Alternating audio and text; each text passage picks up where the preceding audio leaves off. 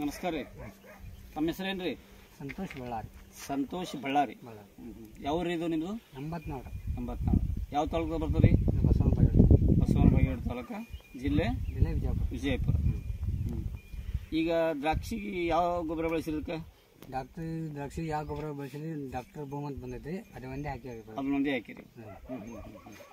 ಮತ್ತು ಅದಕ್ಕಿಂತ ಮೊದಲು ಬೇರೆ ಯಾವ್ದಾರು ಗೊಬ್ಬರ ಹಾಕಿರಿ? ಬೇರೆ ಗೊಬ್ಬರ ಹಾಕಿದ್ವಿ, ವರ್ಷ ನೋಡ್ಬೇಕಂತ ಯಾವ ಗೊಬ್ಬರ ಹಾಕಿಲ್ಲ. ತಿಪ್ಪಿ ಗೊಬ್ಬರನೂ ಹಾಕಿಲ್ಲ? ತಿಪ್ಪಿ ಗೊಬ್ಬರ ಹಾಕಿಲ್ಲ. ರಾಸಾಯನಿಕ ಗೊಬ್ಬರನೂ ಯಾವುದೂ ಹಾಕಿಲ್ಲ? ಯಾವ ಹಾಕಿಲ್ಲ. ಇದು ಒಂದ್ರ ಮೇಲೆ ಬೆಳಕತ್ತೀರಿ ಈಗ? ಬೆಳಕು. ಈಗ ಎಷ್ಟು ದಿವಸ ಆಯ್ತು ಚಟ್ನಿ ಮಾಡಿ? ತಿಂಗಳ ಮ್ಯಾಗ 2 ದಿನ ನೋಡಿ. ತಿಂಗಳ ಮ್ಯಾಗ 2 ದಿವಸ ಆಯ್ತು.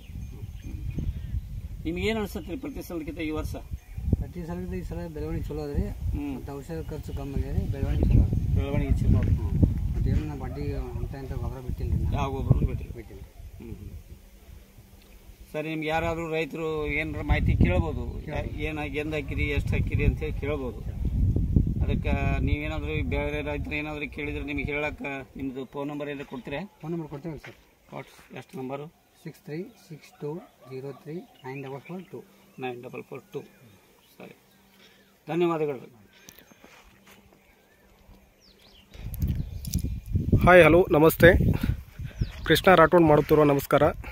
ಇಲ್ಲಿ ನಾವು 84 ಗ್ರಾಮಕ್ಕೆ ಬಂದಿದ್ದೇವೆ, ಬಾಗೇವಾಡಿ ತಾಲೂಕು. ನಮ್ಮ ಡಾಕ್ಟರ್ ಬೂಮ್ ಪ್ರಾಡಕ್ಟನ್ನು ಯೂಸ್ ಮಾಡಿದ್ದಾರೆ ಇಲ್ಲೊಬ್ಬರ ರೈತರು, ಬಳ್ಳಾರಿ ಅಂಥೇಳಿ ಒಬ್ಬರ ರೈತರು, ಸಂತೋಷ್ ಬಳ್ಳಾರಿ ಅಂಥೇಳಿ.